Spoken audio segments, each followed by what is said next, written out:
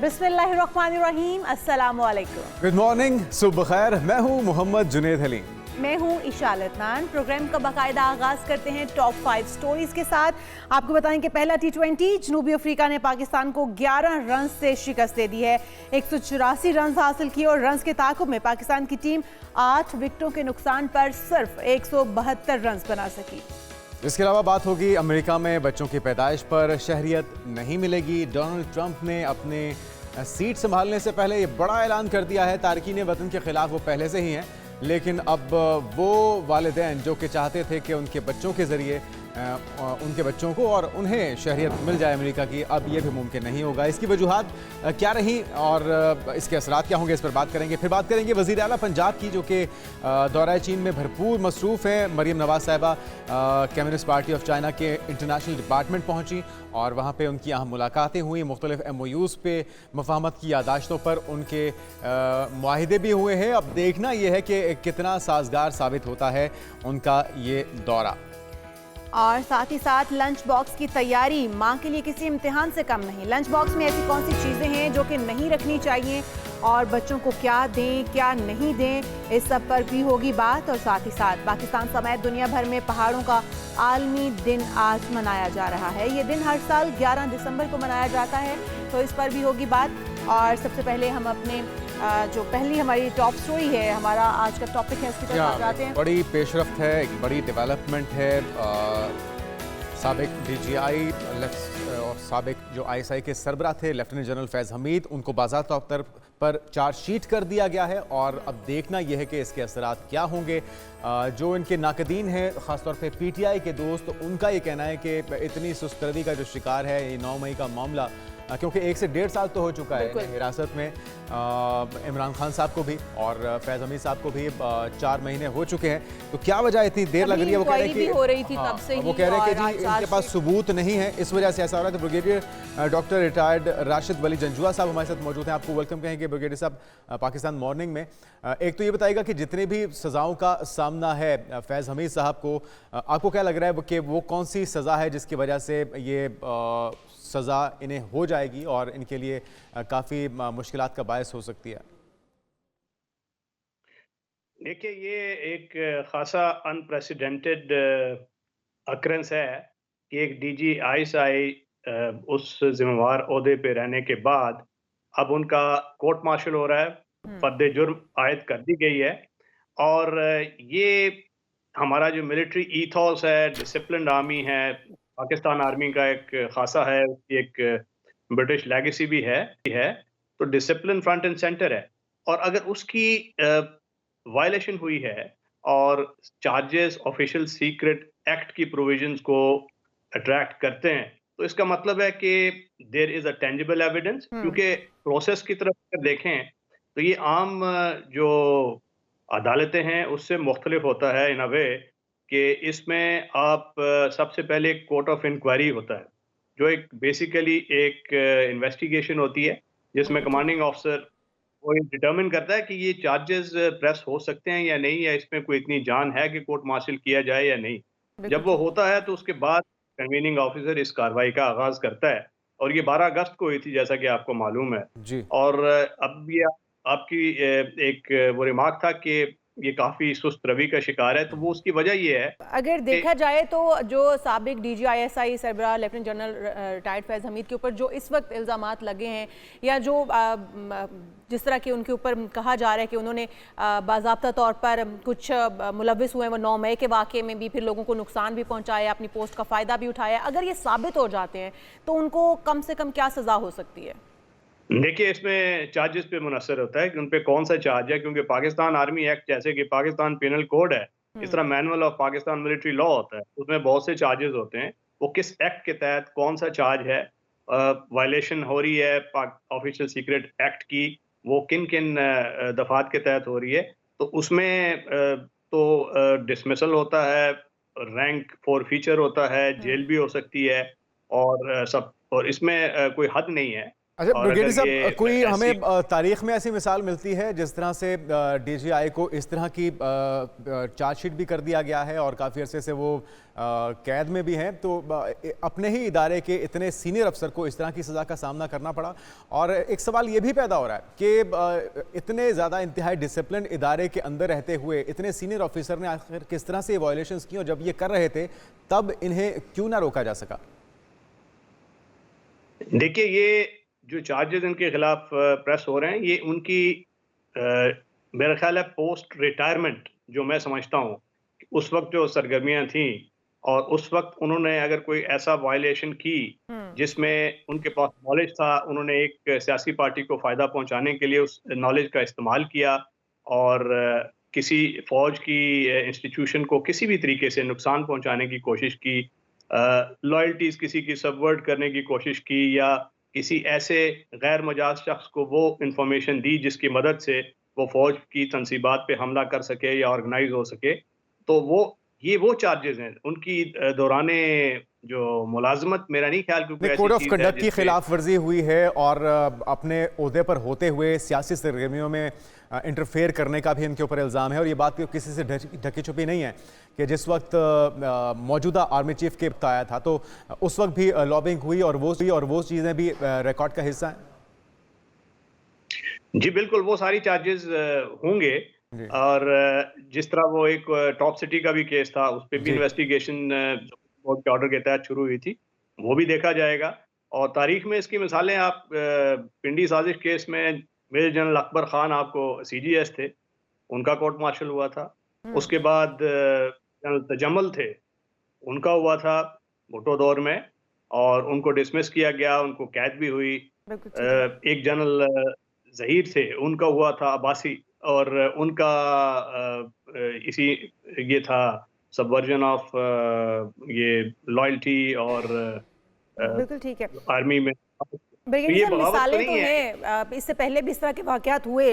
अगर हम पुरतशद्दुद वाक़यात, बदअमनी फैलाने और 9 मई के वाक़े के हवाले से बात कर लें तो उसमें भी उन्हें शामिल तफ्तीश किया गया है, उस हवाले से भी तफ्तीश इस वक्त जारी है। क्या समझते हैं, सियासी जमात के साथ उनके ताने बाने कहा जा रहे थे, तो सियासी जमात के लीडर को भी इसमें शामिल तफ्तीश किया जा सकता है, उनके ऊपर भी इस वक्त कहा जाए तो तफ्तीश के साए मंडला रहे हैं?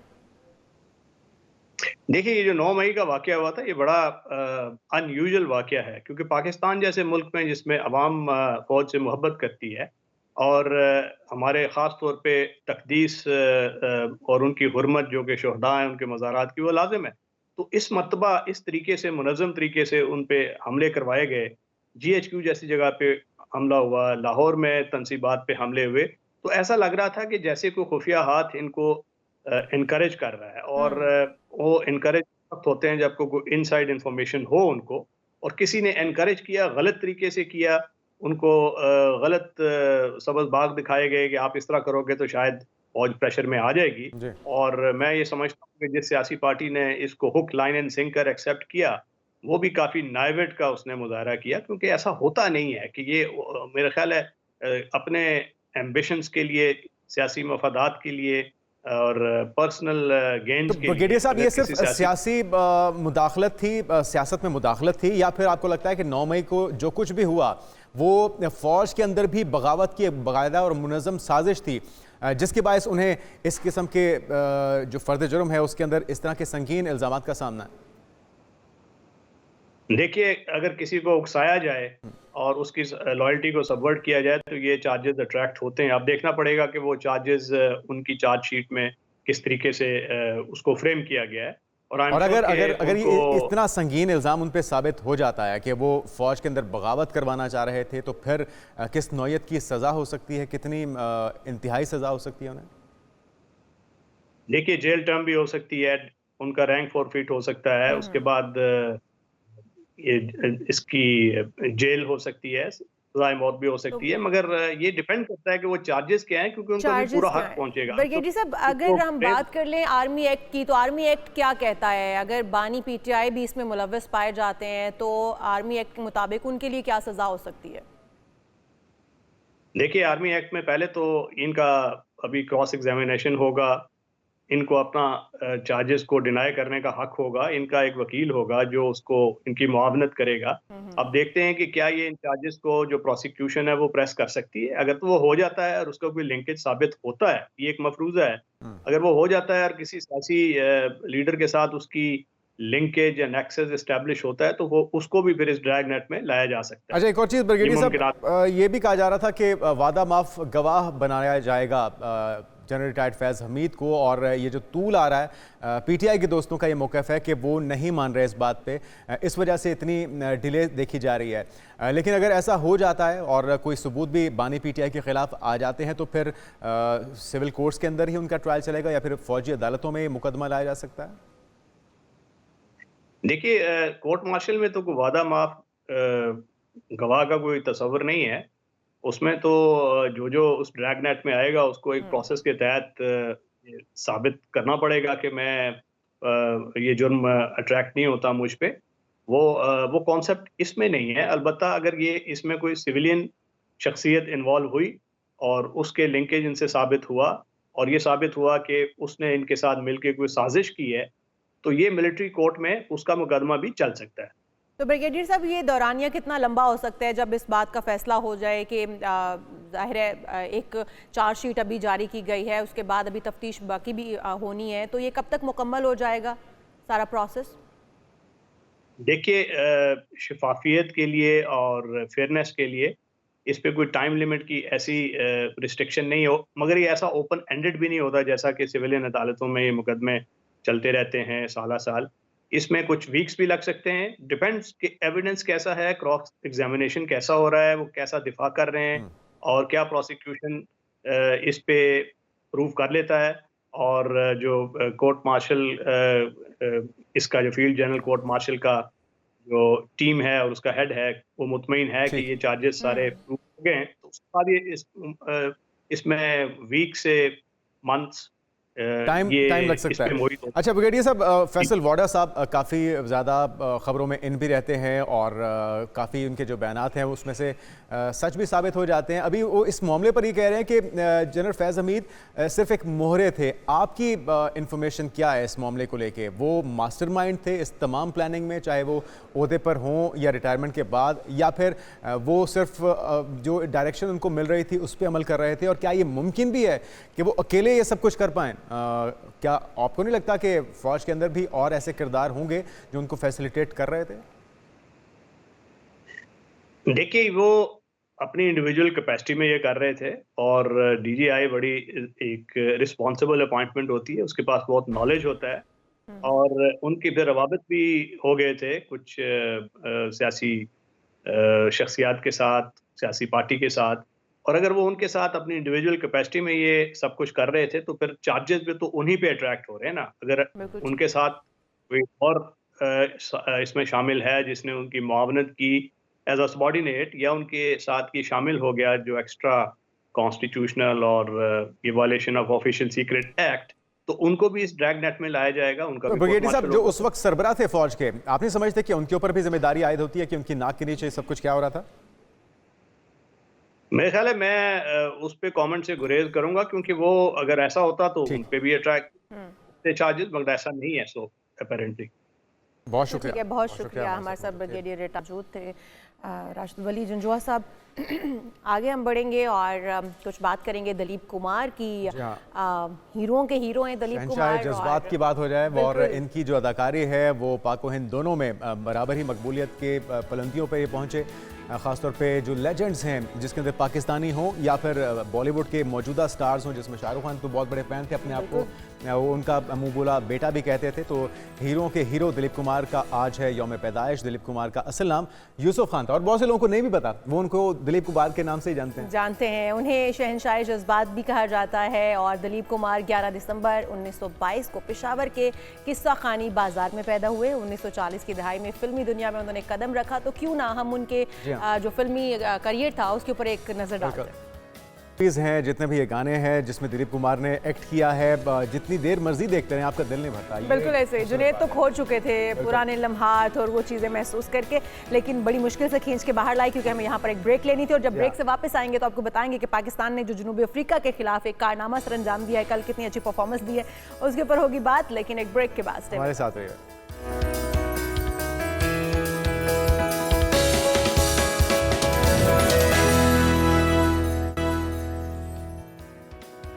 Welcome back. बात हो जाए कुछ पाक जनूबी अफ्रीका सीरीज़ की। T20 का ये सीरीज़ था और इसके पहले ही मैच में मेज़बान टीम ने शाहीनों को चित कर दिया। 11 रन से शिकस्त का सामना करना पड़ा। 184 रन का टारगेट था, वो बहुत बड़ा टारगेट नहीं था, लेकिन फिर भी हमारे जो खिलाड़ी हैं शाहीन हैं वो हिम्मत हार गए हैं। बात कर लेते हैं इस पर। सैयद मोहम्मद अवैस साबिक विकेटर हमारे साथ मौजूद हैं। अवैस भाई, वेलकम कहेंगे पाकिस्तान मॉर्निंग में। क्या हुआ ये हमारे साथ? जीतते जीतते फिर से हार के ट्रैक पर आ गए हैं और सिर्फ 11 रन से हारते हैं तो फिर ज़्यादा अफसोस भी होता है। आप क्या कहेंगे? वही हुआ कि पाकिस्तान टीम एक दफा कहती है आपको कि खुदा का वास्ता टीवी ना देखो, फिर अगले दिन कहती है एक दफा टीवी देखो, क्योंकि झटका देने में तो है हम लोग जिस तरीके से कल परफॉर्मेंस रही। लेकिन एक्सपेक्टेड था, मैं कहता हूँ एक्सपेक्टेड। इसलिए फिर मैं कह रहा हूँ कि बहुत दिनों से ये बात मैं कर रहा हूँ, बहुत से लोगों को मुझे पता है इस चीज पे तनकीद भी होती है कि लोग कहते हैं जी भाई स्ट्राइक रेट क्यों बार बार बात करते हो। स्ट्राइक रेट ही मैटर करता है जनाब। डेविड मिलर की आप बात करें, कल स्ट्राइक रेट का 200 के प्लस जो सा टच कर रहा था। अगर आप अपने कप्तान रिजवान की बात करें तो आपका स्ट्राइक रेट जो सा है वो अराउंड 98-99 के करीब था। दैट मींस कि आप स्ट्रगल कर रहे थे जब आप चेस की बात करते हैं। मैंने लास्ट टाइम भी कहा था कि ये तो T20 मॉड है ना, आपके T20 में कम से कम साल डेट पड़ा हुआ है कि आप टॉप्स एंड चेंजेस कर सकते हो। T20 वर्ल्ड कप में आप वनडे की भी यही सूरत हाल है कि अनफॉर्चुनेटली अगर 250 स्कोर होता है, 225 होता है, हमारी टीम चेज नहीं कर सकती। वो सख्त नहीं है हमारी टीम के अंदर। मिडिल ऑर्डर के अंदर आपको साफ नजर आता है कि उस्मान की चले सबसे स्पेशली बात करो। मैं इस चीज पे आज माफी मांगता हूँ आवाम से। मैं बहुत बात करता था उस्मान पे कि यार उसको टीम में होना चाहिए, PSL में परफॉर्म कर रहा है, उसको होना चाहिए, लेकिन आई वाज रॉन्ग। साफ सी बात है, आपको एक्सपीरियंस नहीं है इंटरनेशनल क्रिकेट का। कुछ मटेरियल आपको पता होती है जो डोमेस्टिक के अंदर। तो वैस भाई, हमारे कोचेस किस लिए हैं? अगर वो इन खिलाड़ियों को एक्सपीरियंस नहीं है लेकिन खेलेंगे तो एक्सपीरियंस आएगा और उन्हें गाइड किया जाएगा, तभी तो वो पॉलिश होंगे आगे आने वाले चैलेंजेस के लिए, मैचेस के लिए, सीरीज के लिए। और जो सीनियर हैं उन्होंने क्या किया? बाबर आजम देखें, मतलब उनके ऊपर अब कप्तानी का बोझ भी नहीं है, फिर भी जीरो पे जा रहे हैं।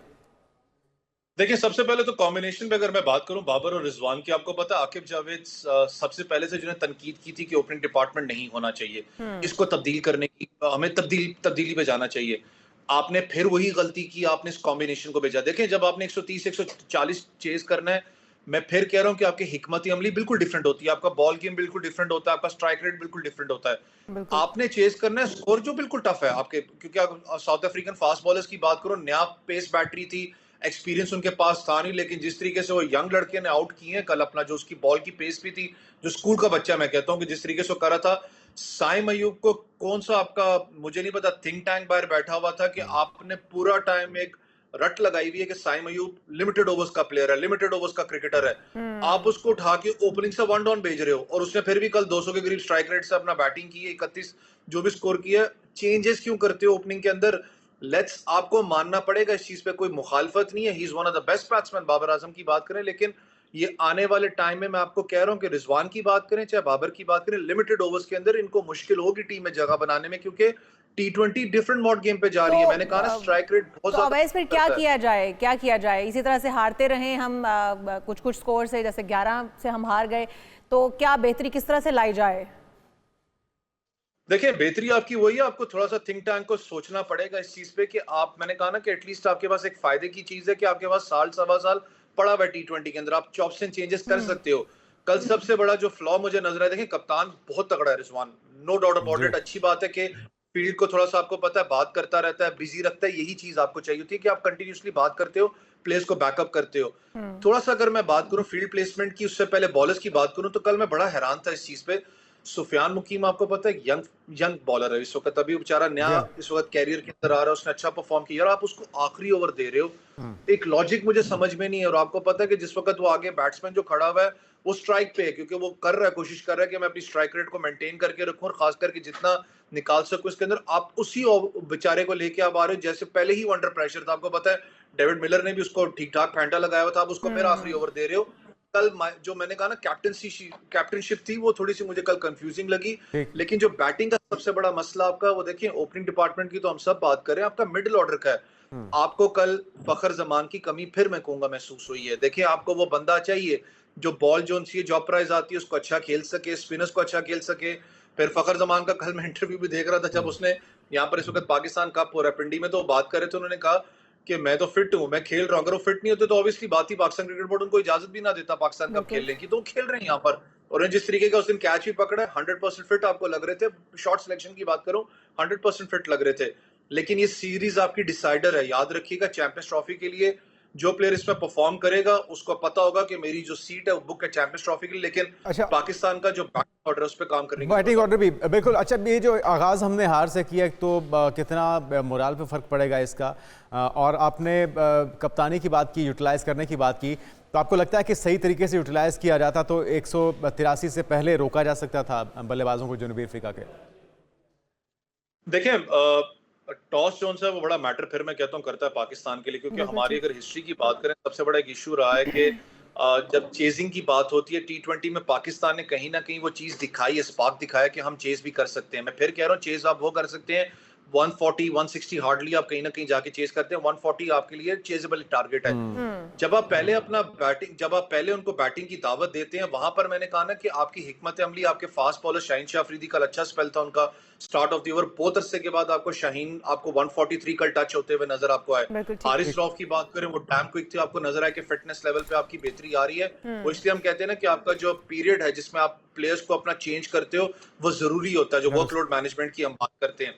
लेकिन मसला आपका जो है वो तब आता है जब आप स्पिन बॉलिंग यूनिट की बात करते तो हैं। यहाँ पर यही सुफियान मोहम्मद मुकीम अवैस हम कह सकते हैं कि हमें अपनी हिकमत अमली भी दुरुस्त करने की ज़रूरत है, और जो प्रेशर लेकर प्लेयर्स खेल रहे हैं उस प्रेशर से बाहर निकल कर खेलें ताकि अच्छी परफॉर्मेंस दे सकें। बहुत शुक्रिया। सैयद मोहम्मद अवैस साबिक क्रिकेटर हमारे साथ मौजूद थे, और दीगर इशूज़ भी हैं जिन पर हमने बात करनी है, लेकिन उससे पहले हम एक यहाँ पर शॉर्ट ब्रेक लेते हैं। जब ब्रेक से वापस आएंगे तो CM का दौरा चीन भी दिखाएंगे आप। सेवेदार।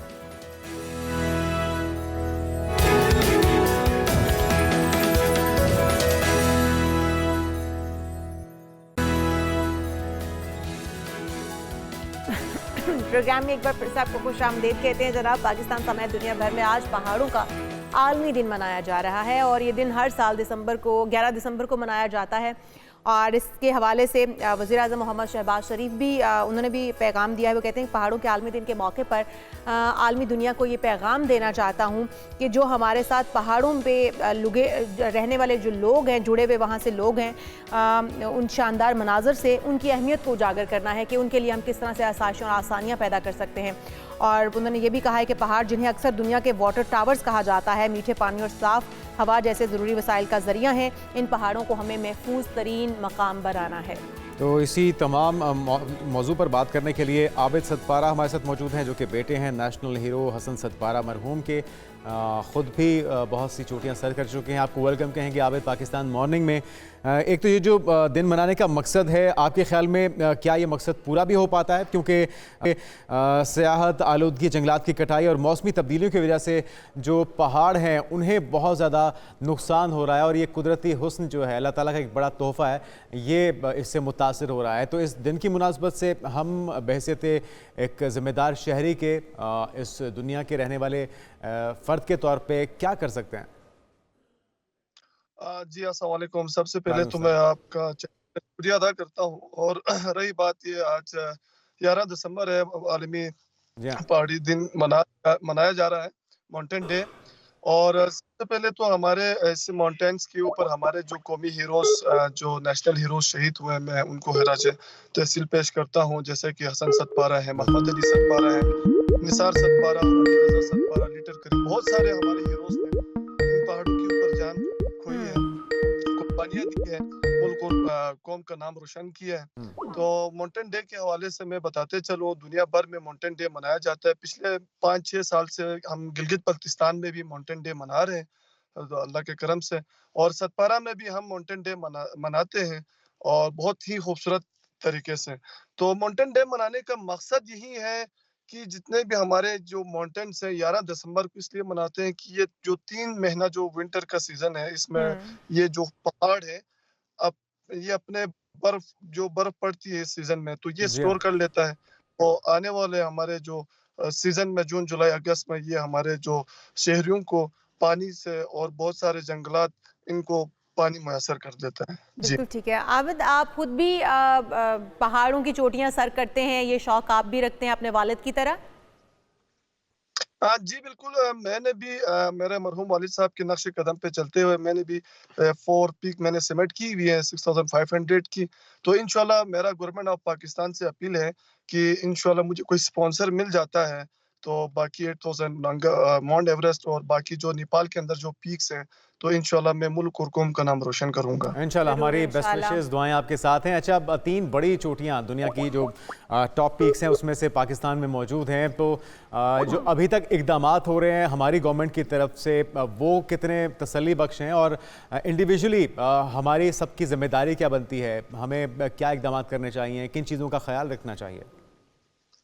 जी बिल्कुल, ये पिछले देख रहे हैं कि इस माउंटेन्स के ऊपर इतना हमारे जो फॉरेनर्स आते हैं बाहर कंट्रीज से समिट करने के लिए, और हमें पाकिस्तानियों के लिए चाहिए कि इन माउंटेनियर्स की हिफाजत करें, इनके ऊपर कचरा ना फेंकें। बहुत सारे इस वक्त इश्यूज बने हुए हैं K2 के ऊपर, बहुत सारे मुख्तलिफ 8004 पीक्स के ऊपर।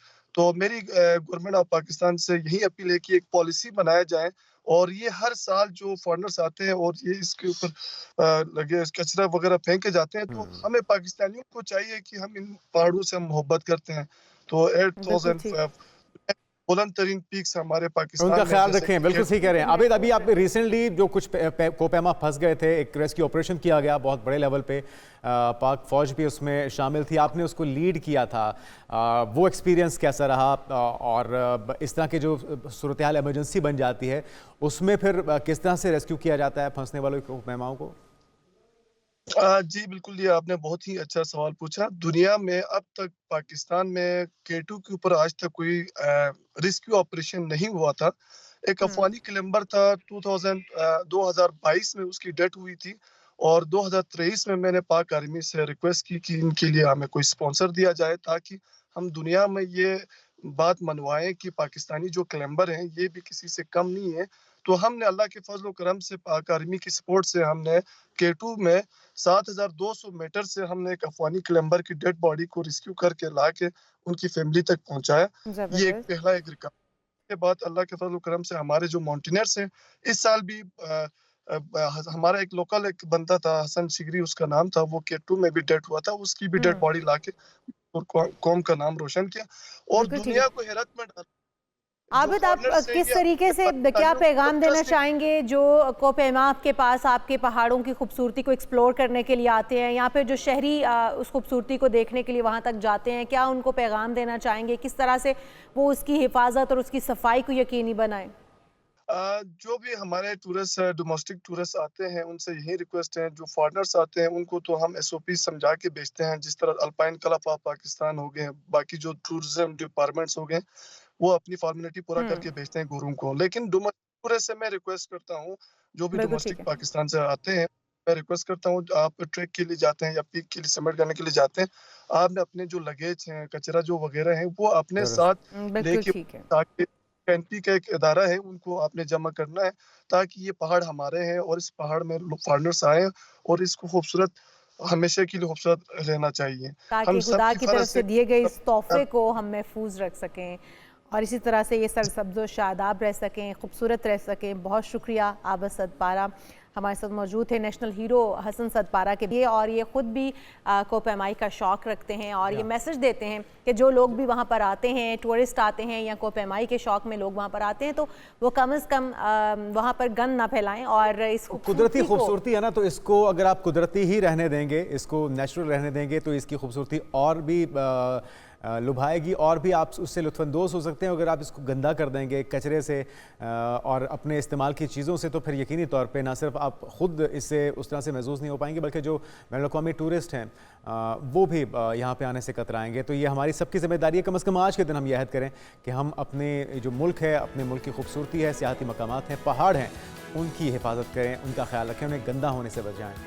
बल्कि अपने गिरदोनवा में ना सिर्फ पहाड़ की चोटियों को बल्कि अपने गिरदोनवा में भी सफाई का खास ख्याल रखें। आगे बढ़ते हैं और बात हो जाए कुदरत की खूबसूरती या फिर बुलंदोबाला इमारत का जादू हो, टेक्नोलॉजी से लैस शॉपिंग प्लाजा हो या फिर तफरीही मकामात, खूबसूरत मकामात पर घूमने फिरने का शौक हर किसी को ही होता है, यकीनी तौर पे आपको भी होगा। बिल्कुल, मुझे तो बहुत ज़्यादा है। दुनिया में खूबसूरत मकामात की तादाद बहुत ज़्यादा है जिन्हें हम एक्सप्लोर करना चाहते हैं, देखना चाहते हैं, लेकिन कुछ लोगों के पास वहाँ जाने की सकत नहीं होती है, कुछ के पास वक्त नहीं है। ताहम अगर आपके पास वक्त और सकत दोनों नहीं है तो दुनिया के 5 मकामात की सैर आपको ज़रूर करनी चाहिए। हम करवाएंगे वो 5 मकामात कौन से हैं इस रिपोर्ट में देखिए। आगे बढ़ते हैं और यकीनी तौर पे जो तमाम मकामात हैं ये इनकी सैर अपने घर बैठे कर ली होगी। हाँ, लेकिन आप जाएंगे तो जाहिर बात है उसका जो मज़ा है, खूबसूरती है, वो आप तभी फील कर सकते हैं जब आप वक्त निकाल के वहाँ पे जाएंगे। और फिर वही बात कि इनका ख्याल रखना भी आप ही की हमारी जिम्मेदारी है। आगे बढ़ते हैं, ऑस्ट्रेलिया के स्कूल की बात कर लेते हैं।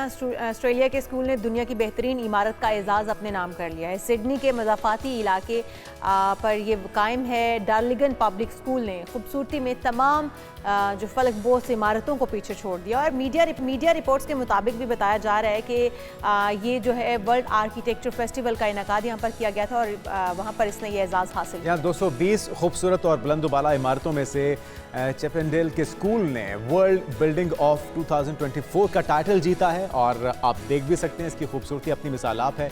मीडिया रिपोर्ट्स ये बताती हैं कि इस स्कूल की ये इमारत अपनी खूबसूरती की वजह से 2013 में भी ऑकलैंड आर्ट गैलरी तुई ओतामा की ये एजाज़ हासिल कर चुकी है और ये एक पुरानी इमारत थी जिसे सिडनी के आर्किटेक्ट ने अपनी महारत से पुरकशिश बनाया था। बड़ी मेहनत की थी इसे पुरकशिश बनाने में और इस बिल्डिंग की एक मखसूस साउथ छत है और साउथ छत के साथ स्कूल में बच्चों के खेलने के लिए एक बड़ा बास्केटबॉल कोर्ट और एक कम्युनिटी गार्डन भी तामीर बनाया गया है। ये सारी चीज़ें मिलकर मजमूई तौर पे इसे खूबसूरत बनाती हैं और ये बहुत ही पुरकशिश बिल्डिंग नजर आ रही है और ये एक बहुत पुरानी इमारत थी जिसको उन्होंने इतनी खूबसूरत से तराश खराश सूरत बना दी। एक ब्रेक ले लेते हैं, अभी हेडलाइंस का वक्त है और उसके बाद नेक्स्ट आवर में बहुत सी अहम चीज़ें हैं और ख़ासतौर पे जो माएँ हैं, जो पेरेंट्स हैं, उनके लिए कि वो लंच जब बनाना होता है बच्चों का तो बहुत परेशानी का शिकार होती हैं, तो उनकी परेशानी आज हम दूर करेंगे आज के प्रोग्राम में। आप कहीं में जाएगा, स्टे विद अस, हमारे साथ रहिए।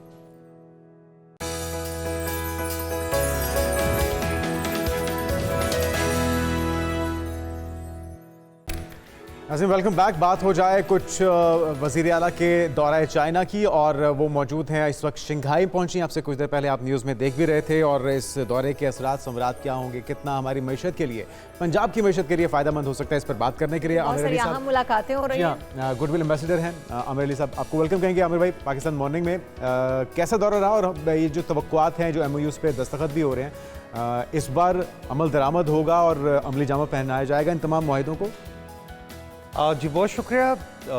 मैडम मरियम नवाज शरीफ एक लंबे ट्रिप पे गई हैं, 8 days, it's a long time. तो MOUs पे तो हमेशा ही दस्तखत होते रहे हैं, इस दफ़ा भी होंगे, लेकिन उनकी एग्जीक्यूशन भी उसके बाद बड़ी इम्पॉर्टेंट है। अभी मोहतरमा मरियम नवाज शरीफ साहबा शंघाई में मौजूद थी और जाओजिंग उनके जो डिप्टी सेक्रेटरी हैं उनकी कम्युनिस्ट पार्टी के, वो उन्हें वेलकम कर रहे थे।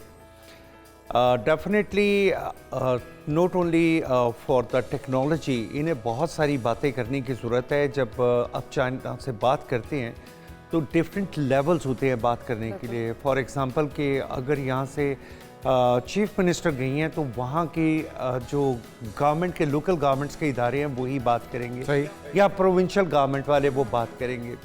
और जैसे इंडस्ट्रियलाइजेशन और ट्रांसफ़र ऑफ टेक्नोलॉजी, एजुकेशन, फिर मेडिकल के हवाले से बहुत सी बातें हैं।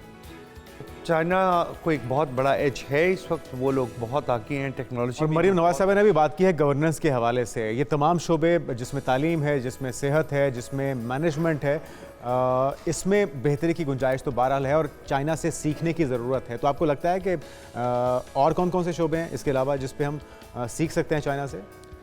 देखिए, agriculture is a very important part, beside that culture, artificial intelligence, IT एक इतना बड़ा शोबा है कि जिसमें हमें उनसे बहुत ज़्यादा सीखने की ज़रूरत है। और इस वक्त चाइना को IT एक्सपर्ट्स की ज़रूरत भी है। आप ये देखिए कि चाइना ने अगर ओवरसीज़ लोगों के लिए एक वेन्यू खोला है तो वो सबसे पहला वेन्यू उन्होंने खोला है IT एक्सपर्ट्स के लिए, कि आप यहाँ पे आके जॉब कर सकते हैं। और अगर अच्छा, हम सब चाइना जो है वो पाकिस्तान का नो डाउट स्ट्रेटेजिक पार्टनर भी है और चाइना के साथ हमारा बड़ा एक अच्छी दोस्ताना ताल्लुकात भी हैं। अमेरिका का, डोनाल्ड ट्रंप का अमेरिका में सदारत की कुर्सी संभालना और फिर उसका चाइनीज़ जो प्रोडक्ट है, मसनूआत हैं, उनका अमेरिका के अंदर बैन करना, क्या समझते हैं कि अब वो मसनूआत पाकिस्तान के अंदर या उनका बिजनेस उस तरह से पाकिस्तान के अंदर मूव करेगा? कितनी बेहतरी आएगी वहाँ से यहाँ ताल्लुकात में मज़ीद? ये बहुत अच्छा क्वेश्चन है आपने। ये वो क्वेश्चन है कि जो बड़े बड़े इकोनॉमिस्ट को समझ नहीं आ रहा कि पाकिस्तान की इस वक्त अहमियत क्यों बढ़ गई है। जैसे ही ट्रंप उन पे टैरिफ इम्पोज कर रहा है तो बहुत सारे वो दूसरी थर्ड कंट्री को, नो थर्ड वर्ल्ड, यानी कि एक और कंट्री को जो है ना वो ऑब्जेक्टिव बना रहे हैं कि वहाँ से एक्सपोर्ट कीजिए। इसके लिए पाकिस्तान डेफिनेटली उनकी एक बहुत बड़ी चॉइस है। बिसाइड पाकिस्तान उन्होंने ऑलरेडी वियतनाम को इस पर्पज़ के लिए यूज़ किया है। फिर मैक्सिको में बहुत सारी इंडस्ट्री ऐसी है कि जो मैक्सिको में मूव कर गई है। तो why don't we provide them venue in Pakistan to establish their factories in Pakistan. अभी मरियम नवाज शरीफ साहिबा जैसे कह रही थी कि जी हम आपके इन्वेस्टर्स को वेलकम करते हैं कि आप पाकिस्तान आए। बिल्कुल वो आना चाहते हैं। चाइनीज़ इन्वेस्टर्स तो एक अरसे से पाकिस्तान आना चाहते हैं। हमें उनको इंसेंटिव और इनिशिएटिव जैसे हम देना चाहिए था। मुझे लगता है कि थोड़ी गवर्नमेंट को और मेहनत करने की एक अच्छा बिजनेस प्लान देने में नाकाम रहा है। एक अच्छा बिजनेस प्लान देखिए। अभी कॉरिडोर जो है उसके अगर हम थोड़ा सा उसकी तरफ देखें तो पाक चाइना कॉरिडोर के ऊपर भी बहुत सारी उम्मीदें वाबस्ता थी। हमारे पाकिस्तानियों की भी और चाइना भी उससे जुड़ा हुआ है, तो चाइना की भी बहुत सारी उम्मीदें उससे थी कि उनको एक तिजारत में बड़ी आसानी हो जाती, बहुत सारी चीज़ें उनके लिए आसान और सहल हो जाती। हमारे यहाँ हमने देखा कि उसको भी उस तरह से कामयाबी नहीं मिली जिस तरह से मिलनी चाहिए थी। जॉब जो बहुत ज़्यादा क्रिएट होनी थी वो नहीं हो पाई हैं या फिर उसको यूटिलाइज नहीं किया जा पा रहा है। क्या वजूहात है इसके ऊपर? You can say it's partially delayed because of some matters of the security, but it is not like it is not abundant. ऐसा नहीं है। खासकर जो कि it's very close to Pakistan, ये आने वाले वक्त में एक हार्ट होगा पूरी इकोनॉमी का और यहाँ से पूरी दुनिया में इकोनॉमी का एक जो है फ्लो निकलेगा। And we are on the brink of that. Kashgar government is very much interested to visit Pakistan. Definitely ये एक काम होगा जिससे डायरेक्टली जो है 1 मिलियन ज़्यादा एम्प्लॉयमेंट जनरेट होगी। और जब भी डायरेक्ट एम्प्लॉयमेंट होती है तो हमेशा इनडायरेक्ट एम्प्लॉयमेंट उससे 400 टाइम्स ज़्यादा होती है। तो इससे एक तो पाकिस्तान में एम्प्लॉयमेंट की प्रॉब्लम जो है वो सॉल्व होगी, हमारी पर एनम इनकम बढ़ेगी और हमारी जो एक्सपोर्ट डिपेंडेंसी है। अब जैसे मोहतरमा मरियम साहिबा वहाँ पे गई हैं, इन्हें चाहिए कि जो इनिशिएटिव लेना चाहती थी ये सोलर के बारे में कि जी सोलर की मैन्युफैक्चरिंग असेंबलिंग ना करें। जी असेंबलिंग का तो फिर बाय पार्ट्स आपको चाइना से इंपोर्ट करने पड़ते हैं। मैन्युफैक्चरिंग यहाँ पे होनी चाहिए, बॉडी पार्ट्स यहाँ पे होनी चाहिए, कार्स के, ऑटोमोबाइल इंडस्ट्री के। दो चीज़ें मैं आपको ऐड करना चाहता हूँ। पंजाब गवर्नमेंट जो है इसका सिस्टर सिटी एग्रीमेंट है, सिस्टर प्रोविंस एग्रीमेंट है, एक सिचुआन के साथ, एक है शंडुंग के साथ। अब शंडुंग और सिचुआन ये बहुत डेवलप्ड प्रोविंसेस हैं। आपने आईटी का जिक्र किया तो सिचुआन का जो कैपिटल है Chengdu, only the exports of Chengdu IT is even more bigger than the Pakistan exports. Only the IT, एक सिटी की।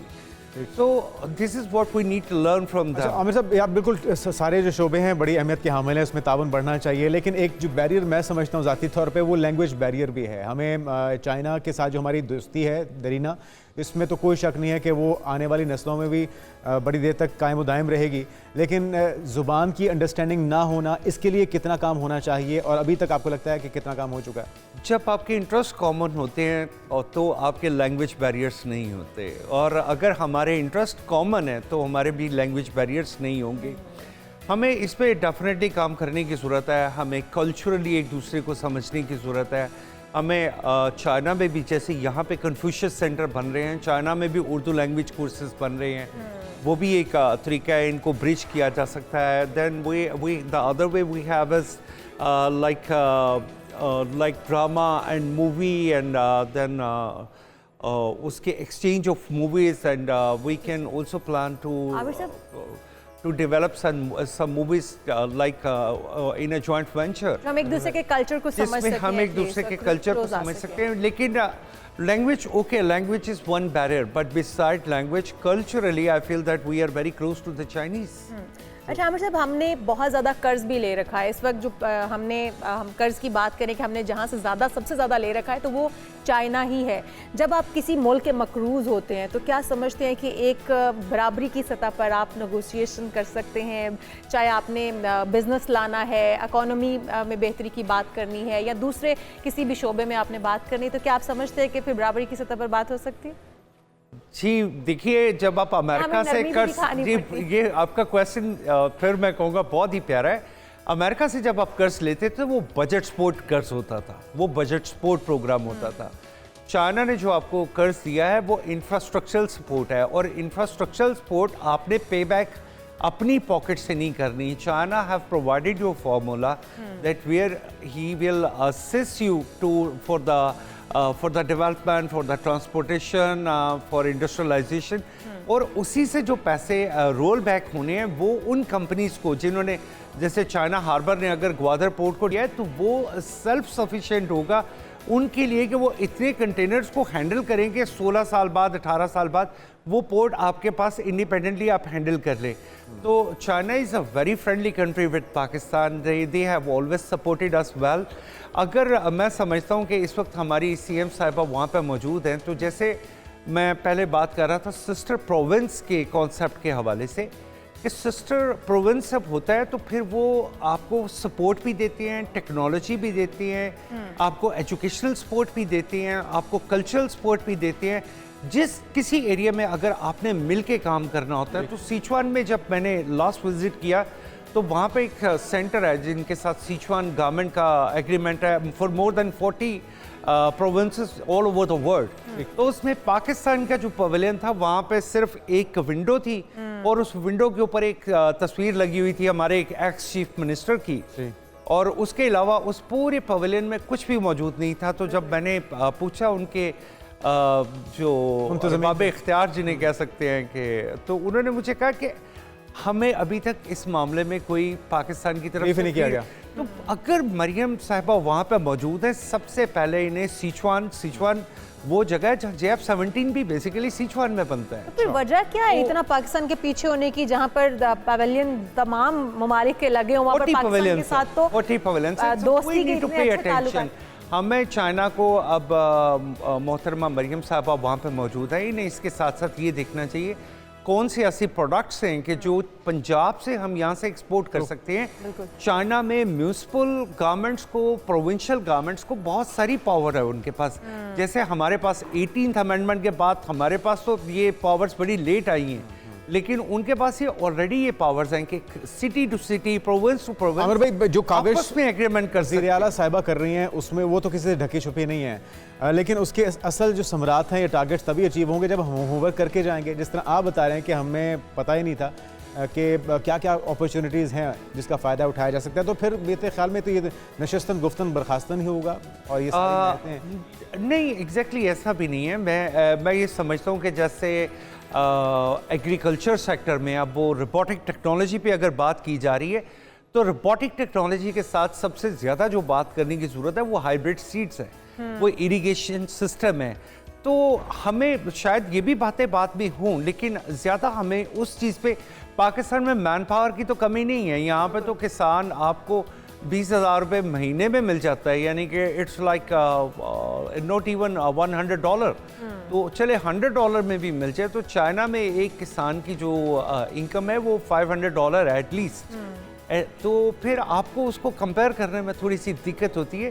तो आपको मैं नहीं समझता कि खाली इस पे बात करनी चाहिए, बल्कि आपको जो सीड्स हैं, हाइब्रिड सीड्स हैं, आपको वाटर इरिगेशन सिस्टम, आपको अपनी यील्ड को पर एकड़ कैसे आप उसको इंक्रीज़ कर सकते हैं, आप साल में 4 फसलें कैसे ले सकते हैं। There are a lot of venues to talk, लेकिन एक सिर्फ विजिट के बाद अगर उसका फॉलोअप नहीं अगर होता, हमारे मुल्क में जो कमी है और इस विजिट से सॉरी मैं आमिर साहब एक और चीज़ चाहूँगी कि अगर ये दौरा प्लान था और इस दौरे में हमें पता है कि हमारी बहुत सारी मसनूआत ऐसी हैं जिनको हम एक्सपोर्ट कर सकते हैं, उन प्रोफेशनल्स को लेकर जाना, उन डिपार्टमेंट्स, उन शोबों के प्रोफेशनल्स को लेकर जाना ताकि वो अच्छे से एक्सप्लेन कर सकें, अपना मुद्दा बयान कर सकें और जो हम करना चाह रहे हैं वो एटलीस्ट हम कर पाएँ। फॉलो अप तो लेना बात की बात है, लेकिन हम एक्सप्लेन ही नहीं कर पाएंगे खुद को, तो किस तरह से हम उनके साथ। I set you one example that only chili, the red chili we are exporting to China, it's for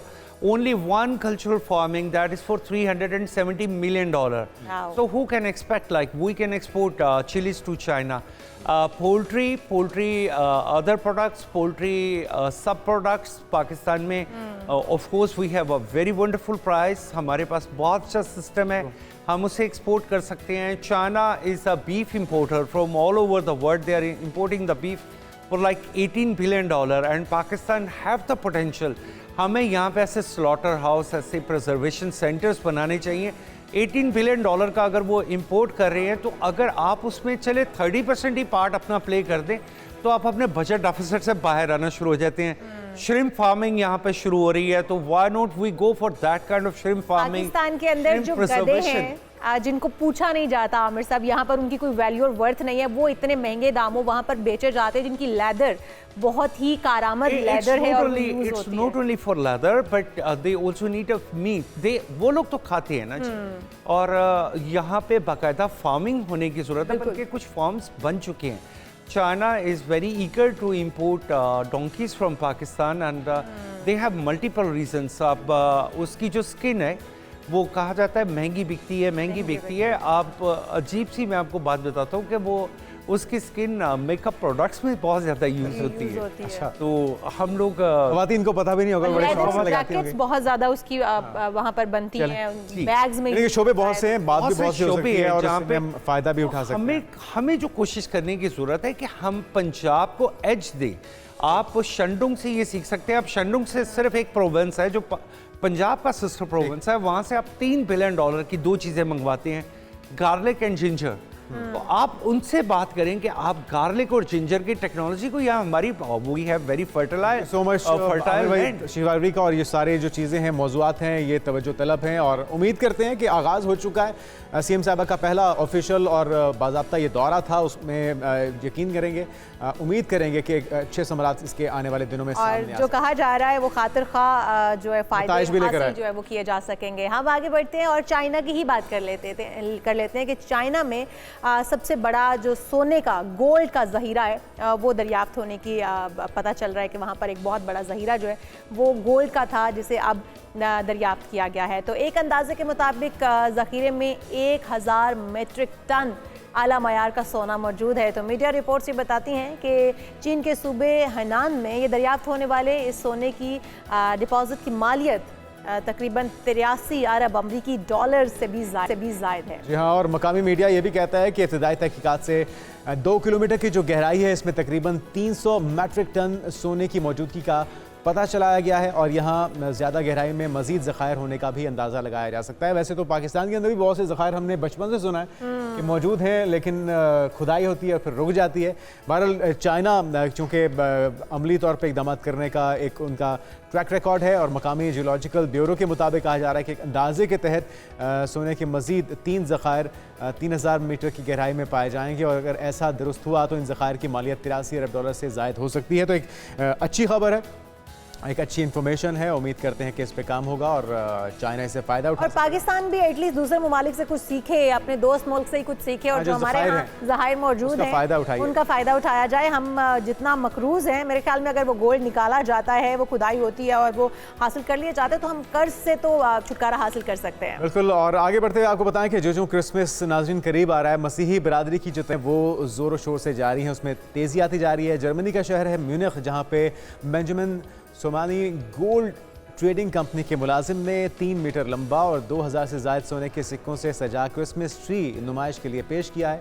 ये अपनी नौयत का अनोखा क्रिसमस ट्री है जिसे बनाया जा रहा है। लेकिन ये भी बराए फरोख्त नहीं है, इसको कोई भी महंगे से महंगे दामों भी नहीं खरीद सकता और हर एक के होश उड़ा दिए इस दरख्त ने। और उनके मुताबिक ये बताया जा रहा है कि 2024 सोने के सिक्कों से सजे इस क्रिसमस ट्री की कीमत 5.3 मिलियन यूरो है, जो कि आप बेचना नहीं चाहते हैं तो फिर अपने पाकिस्तानी रुपयों में भी बता देते हैं कि 1 अरब 54 करोड़ रुपए बनते हैं जनाब। तो एज यूजुअल हम पाकिस्तानी हैं तो हम पाकिस्तानी रुपयों में कन्वर्ट करके लाजमी चेक करते हैं कि इसकी मालियत पाकिस्तानी रुपयों में क्या बनेगी, लेकिन जनाब ये काबिल फ़रोख्त बिल्कुल नहीं है। तो हम बहुत सारे और इश्यूज बात करेंगे, लेकिन एक ब्रेक के बाद आप कहीं मत जाइएगा, स्टे विद अस।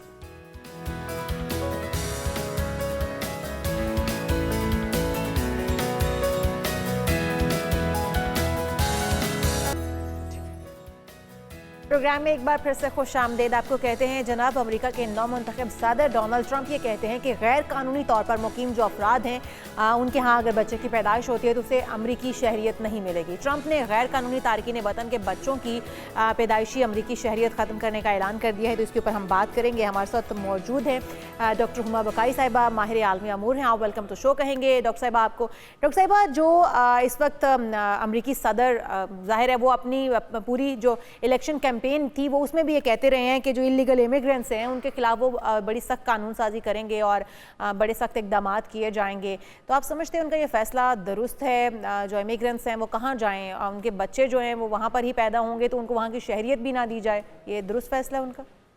उससे पहले ज्यादा खतरनाक बात है जो कह रहे हैं कि मैं जो है वो largest deportation campaign in American history जो है वो लाहे अमल में आएगी। और इसका मतलब है कि जो सेकंड टर्म इमिग्रेशन एजेंडा है वो इंतहाई अग्रेसिव है।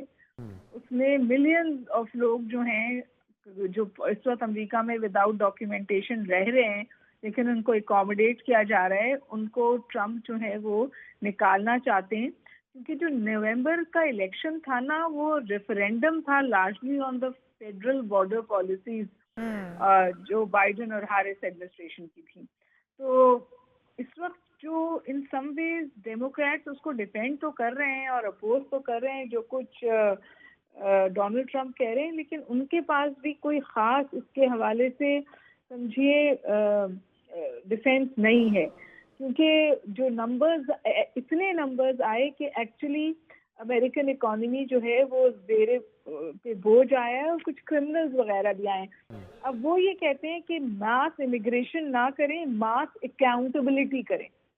यानी जो लोग गलत हैं या किसी गलत काम में मसरूफ हैं उनको हटाएं, मास अकाउंटेबिलिटी करें, बजाय इसके कि आप सिर्फ इसलिए कि आप जो हैं वहाँ पर इलीगली आए हुए हैं या कोई और वजह से आए हुए हैं आपको निकाल दिया जाए। हुमा साहब, आपके ख्याल में जो लोकल्स हैं अमेरिकन वो इस फैसले से खुश होंगे और आने वाले दिनों में क्या ऐसे जो मजीद इलीगल इमिग्रेंट्स हैं उनके खिलाफ मजीद भी सख्त इकदाम होने वाले हैं? जी, मेरे ख्याल है बहुत सख्त इकदाम होने वाले हैं और अगर लोकल अमेरिकन इस बात पर खुश ना होते तो डोनाल्ड ट्रंप को लैंडस्लाइड विक्ट्री ना मिलती ना जी। अब वो लोग कुछ बातें कर रहे हैं सामने के अमेरिकन इकोनॉमी को नुकसान होगा वगैरह वगैरह, लेकिन उसमें ये बात भी है कि इसमें ऐसे लोग भी हैं जो ड्रग ट्रैफिकिंग में इन्वॉल्व हैं वगैरह वगैरह। और क्योंकि अमेरिकन रूल्स सॉफ्ट हैं तो लोग एक्चुअली सिर्फ बच्चे पैदा करने अमेरिका जाते हैं जिनके पास पैसे हैं ताकि उनको सिटीजनशिप मिल जाए। तो मेरा ख्याल है कि जो उनका ओवरऑल ट्रस्ट है इमिग्रेंट्स के हवाले से उसमें अमेरिका में अब बहुत सख्ती आई है। मैंने तो यहाँ तक सुना है कि लोगों को एडवाइस किया जा रहा है कि जनवरी की वोट टेकिंग से पहले जो बच्चे पढ़ रहे हैं लीगली अमेरिका में वो भी वापस चले जाएं। अच्छा, तो इतना खौफ तो ऐसे क्या खतरनाक इकदाम हो सकते हैं हुमा साहबा, जो अगर आप गिनवा सकें कि ये वो चीज़ें हैं जो कि खतरनाक हो सकती हैं इवन विजिटर्स के लिए भी और पढ़ने वाले स्टूडेंट्स के लिए भी?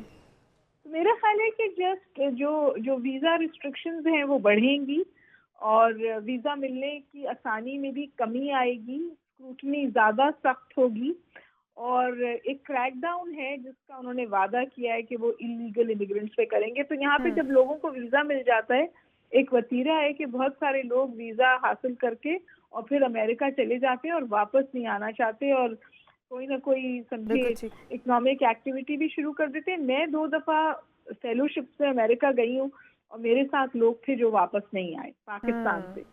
इसी तरह आप देखें कि टोरंटो में ये देखिए जब एक चीज बार बार होती है ना फिर उसके बाद कदगन आती है।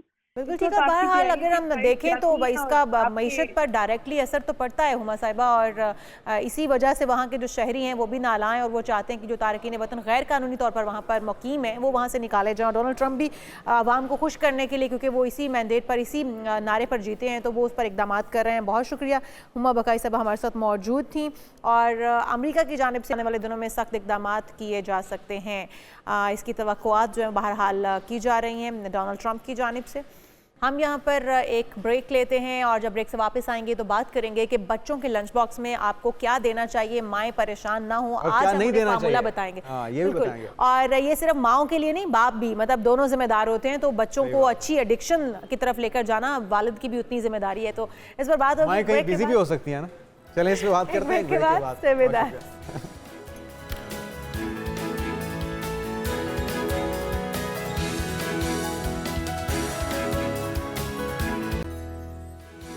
Welcome back. और बात है बड़ी ही अहम, और ख़ासतौर पे पेरेंट्स इसको बड़े गौर से सुने, और ख़ासतौर पे माएँ बहुत ज़्यादा परेशान होती हैं कि लंच बॉक्स में क्या दिया जाए कि बच्चों की सेहत भी अच्छी रहे और उन्हें पसंद भी आ जाए। तो ये मामला सुलझा देते हैं। आज जो मैंने ब्रेक पर जाने से पहले कहा था कि सिर्फ माएँ नहीं, फादर भी जिम्मेदारी को ऑन करें, तो जुनेद ने फ़ौरन से पहले जब ब्रेक से वापस उन्होंने कहा वालिदैन की परेशानी का जो आप नाराज़ ना हो, आप गुस्सा ना कर रहे हैं कि वालिद की जिम्मेदारी नहीं है, दोनों की जिम्मेदारी है और दोनों ने करके दिखाना है, तभी बच्चों ने उस पर अमल भी करना है।